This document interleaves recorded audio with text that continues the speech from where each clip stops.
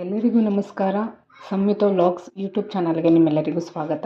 ಇವತ್ತು ನಾನು ಸಿಂಪಲ್ಲಾಗಿ ನಿಮಗೆ ವಾಂಗಿಬಾತ್ ಮಾಡೋದನ್ನ ಹೇಗೆ ಅಂತ ಹೇಳ್ಕೊಡ್ತಾ ಇದ್ದೀನಿ. ಇದನ್ನು ನೀವು ಆಫೀಸ್ಗೆ ಹೋಗೋರಿಗೆ ತುಂಬ ಬೇಗ ಈಸಿಯಾಗಿ ಮಾಡ್ಬೋದು. ಇದು ನಾನೇನೂ ತೊಗೊಂಡಿಲ್ಲ. ಒಂದು 3 ಟೊಮೊಟೊ, 1-2 ಈರುಳ್ಳಿ ತೊಗೊಂಡಿದ್ದೀನಿ. ಜೊತೆಗೆ ಕೊತ್ತಂಬರಿ ಸೊಪ್ಪು ತೊಗೊಂಡಿದ್ದೀನಿ. ನಾನು ಒಂದು 3 ಬದನೆಕಾಯಿ ತೊಗೊಂಡಿದ್ದೀನಿ. ಜೊತೆಗೆ ಒಂದು ಚಿಕ್ಕದಾದಂಥ ಕ್ಯಾಪ್ಸಿಕಮ್ ತೊಗೊಂಡಿದ್ದೀನಿ.